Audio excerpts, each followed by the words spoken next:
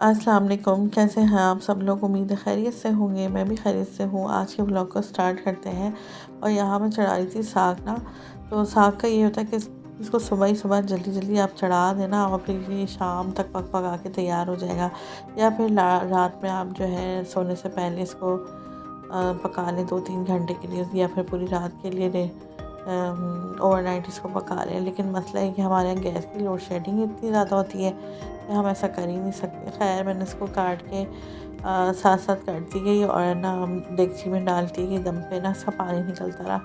तो जब सारी और धो के मैंने वॉश करके जब डाल दी ना, उसके बाद मैं अब इसमें सब चीज़ें डालनी। मैंने प्याज एक ले ली थी बड़ी साइज़ की, उसको मोटा मोटा काट के डाल दिया। हरी मिर्चें डाल दी हैं और उसके बाद अदरक को भी मैंने मोटा काट के डाल दिया। टमाटर को मैंने कट्स लगा के डाल दिए, क्योंकि ये सब ने ना पिस ही जाना है। बस टमाटर के छिलके मैं निकाल लूँगी।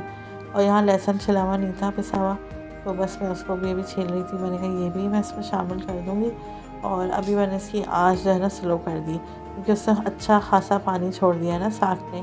तो अब इसी पानी में ये पकता रहेगा तकरीबन 5, 6, 7, 8 कुछ पता नहीं कितने घंटे तक, क्योंकि सारा मसला जो है ना गैस पर डिपेंड करता है।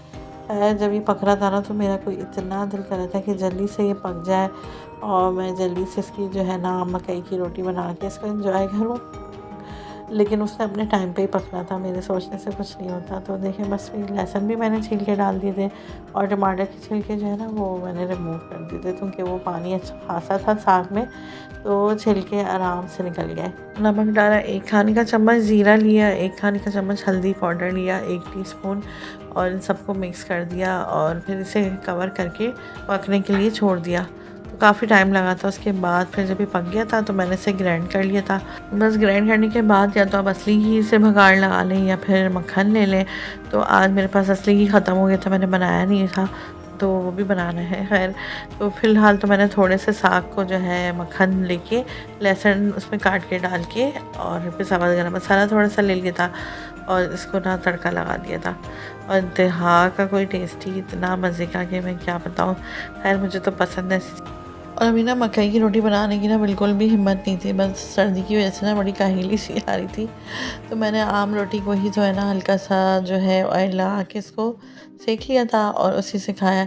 लेकिन बाद में मैंने मकई की रोटी बना के खाया था और उसके साथ तो ये इतना कोई टेस्टी लगता है कि बस मैं बयान नहीं कर सकती। मैं अच्छा, इस वीडियो में मैंने साग की और है ना उसकी मकई की रोटी की रेसिपी कंप्लीट जब सब कुछ नहीं बताया, लेकिन जिनको रेसिपी चाहिए तो फिर मैं उनके लिए लिंक लगा दूँगी। आप लोग चैनल का विज़िट करेंगे तो आपको कंप्लीट साग की भी रेसिपी मिल जाएगी और मकई की रोटी की भी। और उसके बाद मैंने आज मीठा भी बनाना था। अच्छा, 1.5 किलो के करीब जो है ना ये दूध है, ये बॉयल हुआ हुआ दूध था, फ्रीज़र में रखा हुआ था। ये देखें, इसको मैंने दोबारा से जो है कढ़ाई में डाल दिया है, गर्म होने के लिए रख दिया है। और साथ ही मैं इसमें डालूँगी पिसी हुई इलायची। तकरीबन 6 से 8 इलायचियाँ ली थी, उसको मैंने ना पीस लिया था पाउडर की तरह, ये मैं इसमें शामिल कर दूँगी। और बादाम पिस्ते जो है वो भी मैंने थोड़े से इसमें डाल दिए हैं अभी। और साथ ही मैं इसमें चीनी डालूँगी, वो भी अपने टेस्ट के अकॉर्डिंग। मैंने आधी प्याली जो है ना चीनी की डाली थी, आप भी अपने टेस्ट के अकॉर्डिंग डालिएगा। तो मैंने इसको चढ़ा दिया था कि ये हल्की आंच पे पकता रहेगा।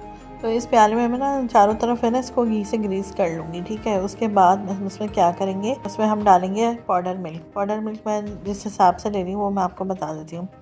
मैंने यहाँ पर 1 प्याली जो है ना पाउडर मिल्क लेना है, वो मैं इसमें डाल दूँगी। अच्छा, ये जो घी हम ग्रीस कर रहे हैं ना पूरे प्याले में, इससे ये फ़ायदा होता है कि जब आप रसमलाई की डो तैयार कर रहे होते हैं ना, तो वो प्याले पर चिपकती नहीं है ना, सेपरेट रहती है। तो इस तरह ज़ाया भी नहीं होता, पाउडर मिल्क है ना वो ज़ाया भी नहीं होता है। तो बस अब क्या करेंगे हम कि मैंने एक बॉल ले लिया है, ठीक है, ये मैंने इसमें डाल दिया पाउडर मिल्क। अच्छा, पाउडर मिल्क आप जो भी पसंद करते हैं वही यूज़ कर सकते हैं, बस फुल क्रीमी दूध होना चाहिए, ठीक है। उसके बाद हम इसमें डालेंगे मैदा। मैदा मैंने यहाँ लिया है 2 टीस्पून, ठीक है, बस इससे ज़्यादा हमने नहीं लेना है। ये इसमें हम शामिल कर देंगे। उसके बाद हम डालेंगे बेकिंग पाउडर। बेकिंग पाउडर मैंने लिया है 1 टीस्पून, सही है। उसके बाद एक अंडा लेंगे, उसे फेंट के डाल देंगे और घी लेंगे तकरीबन 2 खाने के चम्मच। बस हम इन चीज़ों को अच्छे तरीके से मिक्स करते जाएंगे और डो तैयार करते रहेंगे। अच्छा, डो हमने ना सॉफ्ट बनानी है। अगर आपको लग रहा है ना कि ये इसका जो मिक्सचर है ये हार्ड हो रहा है, तो आप इसमें लिक्विड वाला दूध शामिल कर सकते हैं और सॉफ्ट सी डो बना के तैयार करें।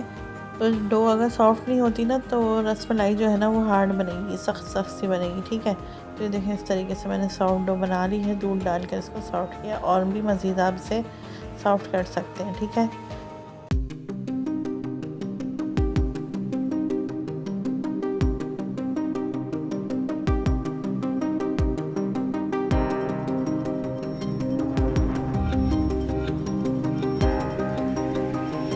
तो बस उसके बाद मैंने इसको शेप दे दिया था। शेप आपकी मर्ज़ी है, आप जो भी रसमलाई को शेप दें, ओवल दें, जिस तरह का भी आपको पसंद है, सर्कल या ओवल जो भी आपको पसंद है उस टाइप का शेप दे के इसको सारी बना के तैयार कर लें।